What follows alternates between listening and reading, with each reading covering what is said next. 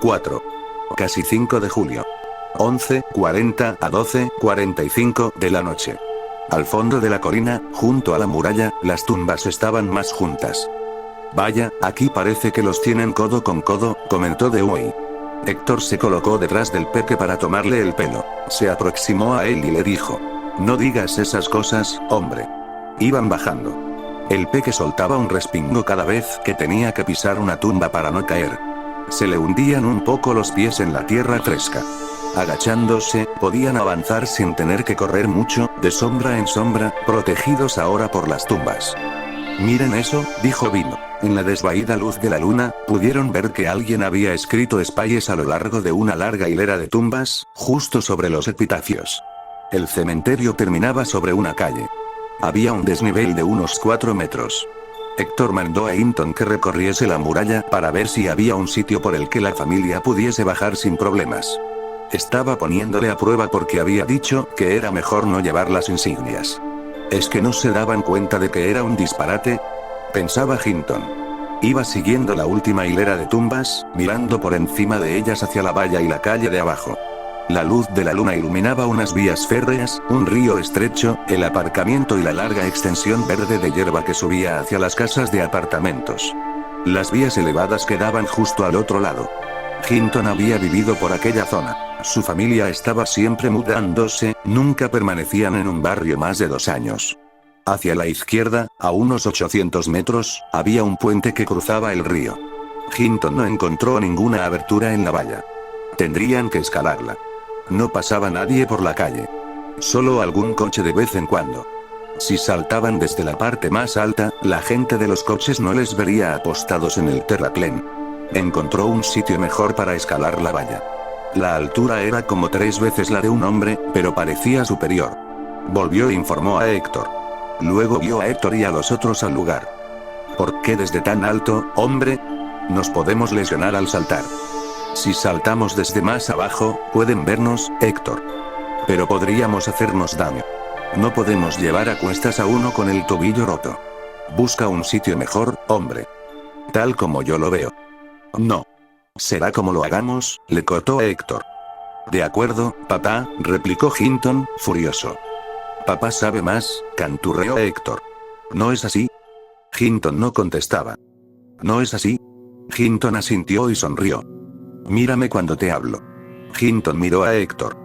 Sonríe mejor. Hinton sonrió mejor. No me enseñes los dientes cuando sonríes, hijo. Hinton modificó su sonrisa. Esperaron unos 15 minutos. Cuando pasó el coche patrulla, Hinton fue el primero en bajar. Héctor aún estaba probándole y sabía que no podía mostrar ningún signo de temor o resentimiento. ¿Y si le dejaban allí? Lo hizo todo con frialdad, procurando mostrarse lo más indiferente posible. La valla fue fácil. ¿Cuántas vallas había escalado, algunas de ellas de hasta 7 metros? Se sostuvo allí, en equilibrio sobre una losa de hormigón de unos 8 centímetros. Casi podía sentir la valla caer sobre él. Parecía demasiada altura, aunque solo fuesen 4 metros. Así que no miró, sabiendo que cuando estás asustado es mejor pensar después en lo que vas a hacer. Sosteniéndose en la losa, miró a la calle, a uno y otro lado, hasta que no pasaron coches. Se volvió hacia el cementerio. Los muchachos estaban ocultos. Por un segundo se sintió aterrado y pensó que se habían escapado, pero recapacitó. Se descolgó y se dejó caer. Quedó sin resuello y estuvo a punto de caer de rodillas. La parte de atrás del zapato derecho se le abrió, pero el zapato quedó sujeto por el cordón de cuero. Se volvió y cruzó corriendo la calle, a saltos, para no perder el zapato. Le dolían las piernas de la larga carrera. Se hundió corriendo entre las sombras de los árboles de la acera. Detrás de los árboles, al pie de una pequeña colina, había un gran tanque de agua que arrojaba grandes sombras negras. Más allá, al fondo del declive, junto al pequeño río, vio las vías. Luego se volvió y pudo ver a Lungface en la pared, de espaldas a la valla. Hinton salió de entre las sombras y le hizo una seña. Lungface no se molestó en descolgarse. Sonrió, saltó y, luego, cruzó tranquilamente la calle. Así fueron saltando uno a uno. El último fue el peque. Saltó un momento antes de la señal, porque estaba asustado. Todos se reían. Aterrizó de bruces sobre las palmas de sus manos, arañándoselas. Además, se le cayó el cómic del bolsillo y se rompió el reloj. Empezó a cruzar la calle corriendo, pero todos le señalaron el cómic y le gritaron. Se volvió, lo vio, vaciló en medio de la calle. Y tuvo que volver y recogerlo. Los demás empezaron a señalar el cementerio y a gritarle que salían los fantasmas, riendo a carcajadas al verle correr aterrado, hasta que Héctor les calmó. Empezaron a caminar rumbo al norte, hacia el pequeño puente, procurando permanecer ocultos entre las sombras. Quedaba más lejos de lo que habían calculado. Y caminaron largo rato hasta llegar a la esquina y girar a la izquierda. Caminando, a Hinton no le molestaba tanto el zapato. Estaban en la calle 233 Este. El Peque dijo que aquello quedaba muy lejos de casa. Hinton había vivido en la calle 221, pero no podía recordar si había sido en el Bronx, en Manhattan o en Queens. Había vivido en todas partes. Bimbo planteó la cuestión de si debían ir de uno en uno. Héctor dijo que era mejor seguir juntos. En realidad, si les paraba la policía, bueno, nada iban a hacer, de todos modos, ¿no? Pero Hinton sabía que lo primero que inspeccionaría la policía serían sus carnets de DJ, siglas para delincuente juvenil, y cómo podían explicar qué estaban haciendo allí, tan lejos de casa. Ahora el calor era mayor, pues allí abajo no corría la brisa como arriba, en el cementerio. Tras cruzar el puente, la zona de parque y la autopista, y subir la colina, llegaron a las casas de 2 plantas y a los edificios de apartamentos. Unas cuantas manzanas más y estarían debajo de la vía férrea elevada. La calle apareció vacía, todas las tiendas habían cerrado ya. Había una cabina telefónica junto a un kiosco de periódicos, también cerrado, en la esquina. Héctor dijo que iba a llamar desde allí a Wally, el funcionario del Comité de la Juventud. ¿Crees que es oportuno, amigo?, preguntó Bimbo. Quiero decir, después de lo de esta noche no nos van a tratar igual. Eso fue muy gordo. Demasiado. Y ahora saben que tienen motivos para preocuparse. Lumpface era también contrario a la idea de llamar. ¿Para qué le necesitamos?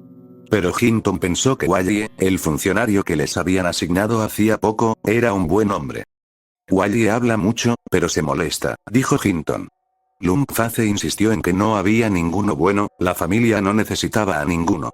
Hinton explicó que estando, como sin duda estarían, alertados todos los policías y todos los guerreros, posiblemente con bloqueos de calles, puestos de control, territorios enemigos muy vigilados, etc. Podían tener que abrirse paso luchando solo con los puños, porque no llevaban armas, salvo el poder de Arnold, que ya tampoco contaba. Tenían que recorrer toda la ciudad antes de llegar a casa. Hinton pensó que los otros no comprendían lo que tenían por delante. Ya verían. Estaban siendo unos estúpidos. Se dedicaban a farolear, a exhibirse. No era vergonzoso ser prudente, cauto, como Arnold. Héctor siempre andaba intentando demostrar que era mucho más grande que Lumpface. Pero Lumpface era el más fuerte. No podía achicársele abiertamente, a menos que uno estuviese dispuesto a pelear. Eran muy pocos los que podían enfrentarse físicamente a Lumpface, así que lo mejor era liarle por otros procedimientos, como hacía Arnold. En consecuencia, Hinton se limitó a decir que tenían que telefonear para hacer un viaje cómodo. Necesitamos a Wally porque este hermano pequeño no tiene ganas de un viaje de 2 horas en un vagón de metro apestoso, amigo. Soy partidario del estilo y la comodidad. Además, ¿cómo va a rehabilitarnos si no le damos la oportunidad de ayudarnos y entendernos?, puntualizó Dewey. A Lumpface le gustó esto. Y Hinton añadió que Wally era su hombre, casi como un miembro de la pandilla ya, ¿no? Héctor estaba seguro de que debía telefonear. Colocó a los hombres en sitios resguardados. Wally no parecía soñoliento cuando contestó, lo cual significaba que estaba despierto. Como si esperase la llamada.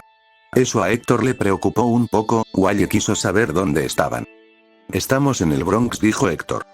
Héctor, ¿qué están haciendo en el Bronx? Se oían muchos ruidos por el teléfono.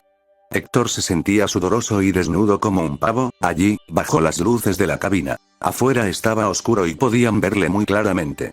Abrió la puerta y se sintió un poco más reconfortado al apagarse la luz de la cabina. Se preguntó si los ruidos significaban que el teléfono estaba intervenido. Había leído sobre eso en los periódicos. Cierto tipo de ruidos significaban que estaban escuchando, pero no pudo recordar qué tipo de ruido era exactamente. Hemos salido a tomar un poco el aire, hombre. Nos entraron ganas de dar una vuelta por el país esta noche, debido al calor. En el norte siempre hace más fresco, así que fuimos hacia el norte. No podía estar intervenido. ¿Cómo iban a saber que él iba a llamar precisamente desde aquella cabina? ¿Estuvieron en ese lío de todas las bandas? ¿Estuvieron mezclados en eso, Héctor? ¿Dónde está Arnold? Así que ya sabían del lío. Eso no era bueno. Se preguntó si debería explicar a Wally lo de Arnold.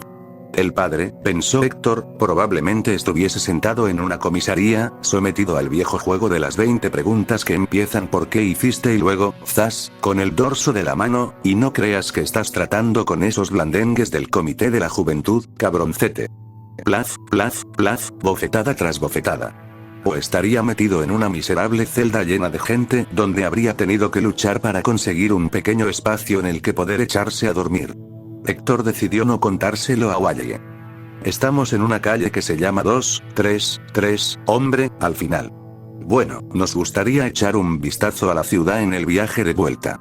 ¿Podrías llevarnos? Era imposible que supiesen que iba a llamar desde aquella cabina.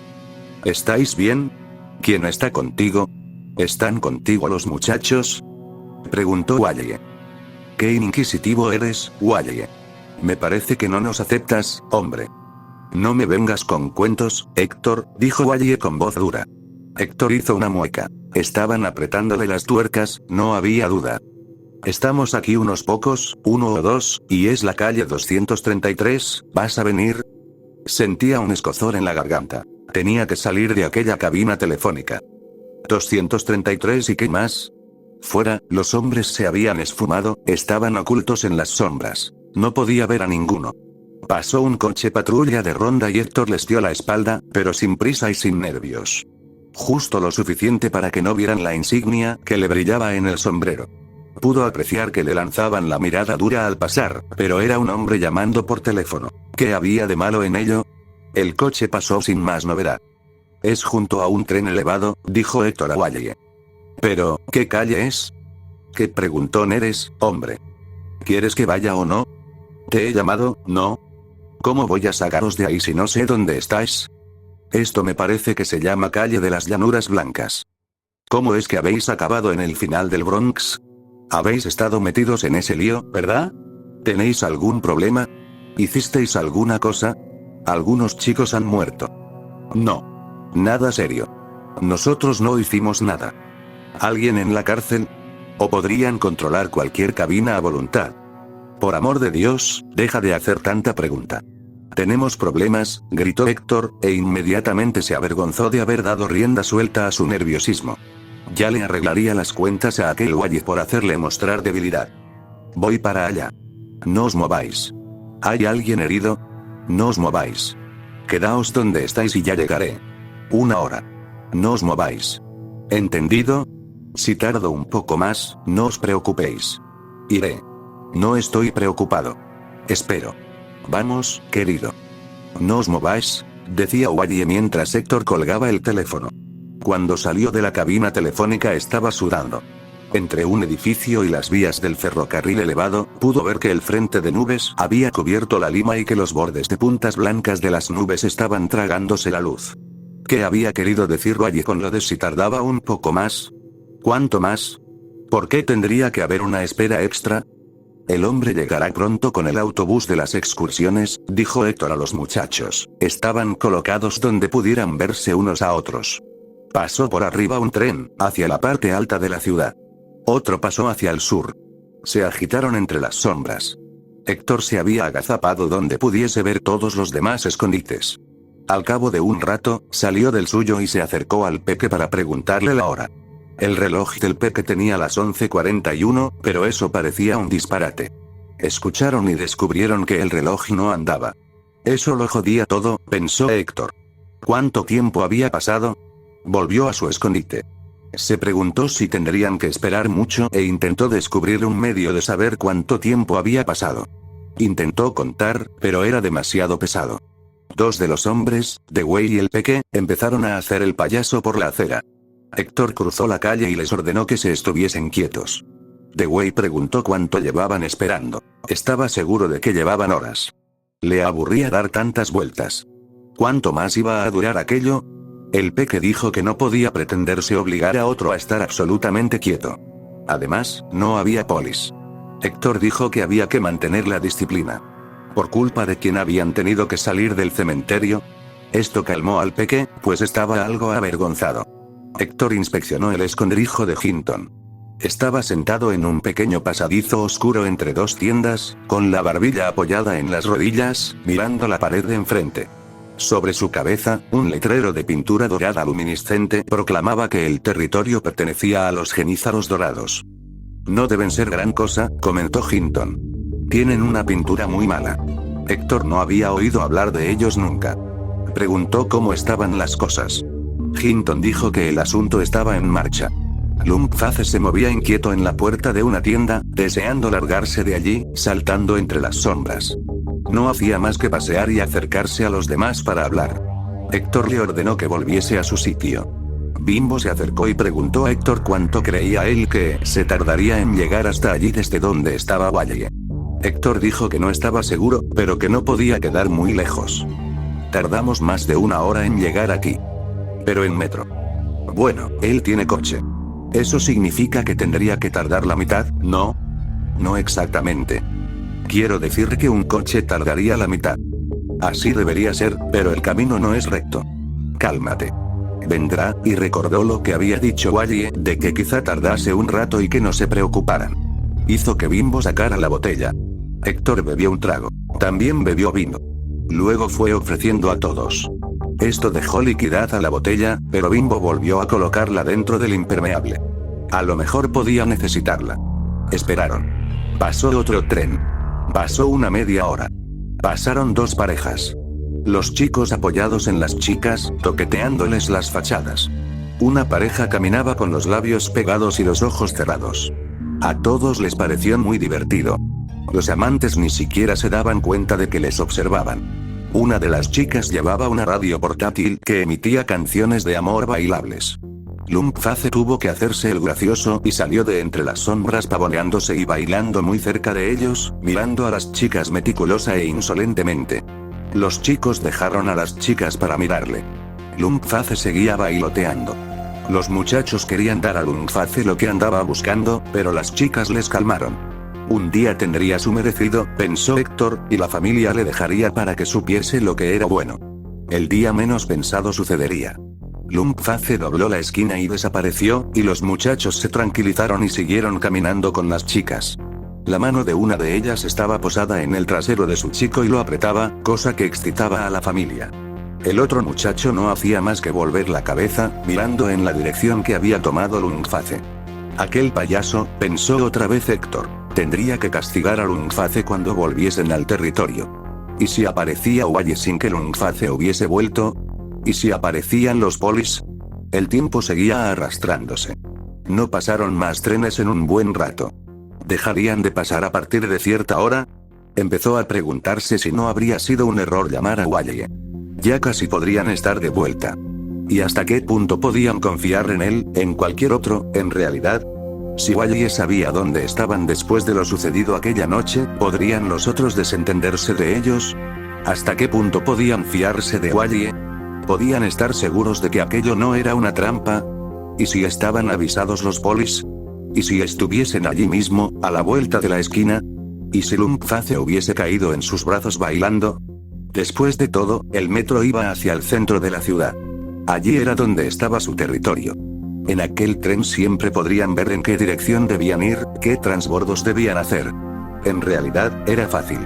Y para colmo Lumpface se ponía a llamar la atención. ¿Y si aquellos muchachos formaban parte de algún ejército, de aquellos spies o aquellos genízaros, y volvían con refuerzos? Se oyó a lo lejos la sirena de un coche patrulla y Hinton se puso nervioso hasta que se desvaneció. ¿Por qué había insistido Wally en que no se movieran de allí? ¿Sería una trampa? No. Los del Comité de la Juventud no actuaban así.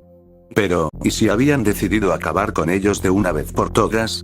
¿Y si todo aquello no había sido más que una especie de trampa para atrapar a todos los jefes de banda, a todos los peces gordos, en una red?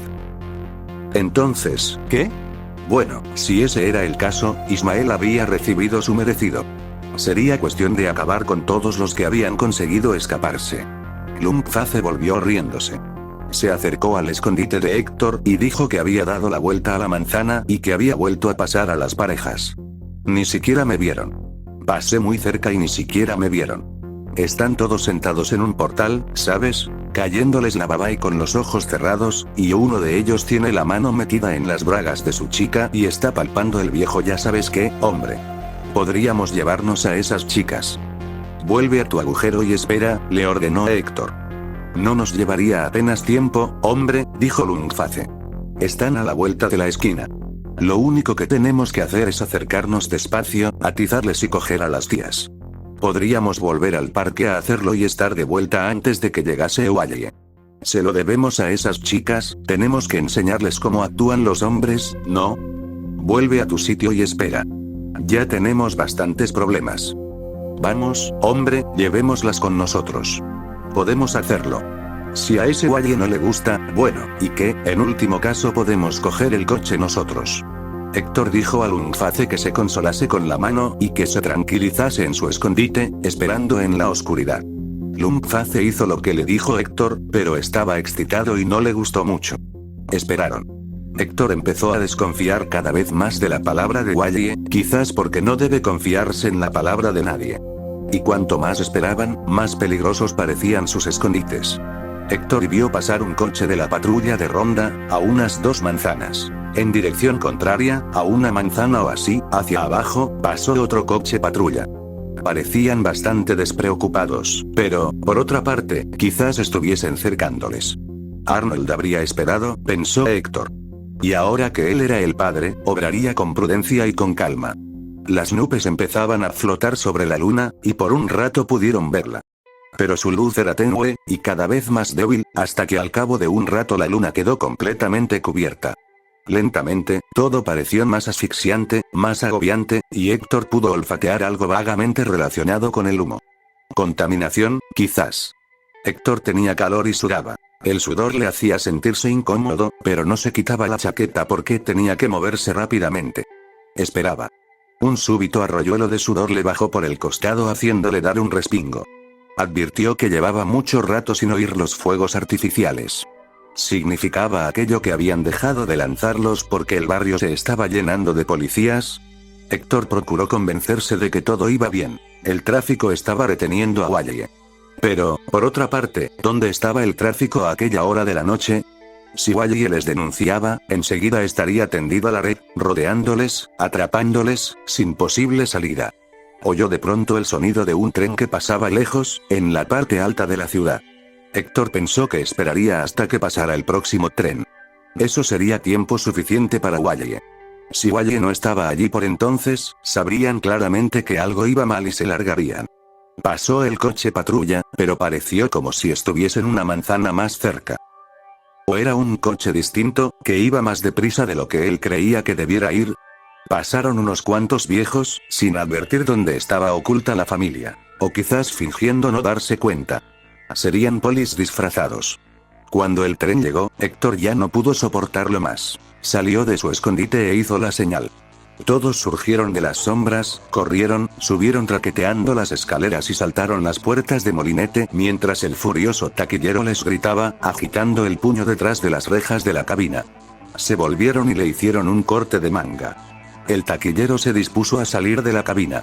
Bimbo blandió la botella. El esclavo se agachó en su jaula. Subieron corriendo el segundo tramo de escaleras hasta el ferrocarril y llegaron cuando este se disponía a cerrar las puertas. Lungface se plantó entre ellas y las tuvo abiertas mientras los otros, riendo, se colaban por debajo de sus brazos, uno tras otro, en el vagón. Pero Hinton se volvió, sacó el lápiz mágico, y regresó a donde estaban los anuncios para escribir el nombre de la familia, grande, por encima de las marcas de todos los demás. Humillando así a los genízaros dorados y a los espaguies. Acto seguido corrió hacia el vagón y se coló por debajo del brazo de Lungface, mientras el conductor, unos vagones más allá gritaba que dejasen en paz las puertas.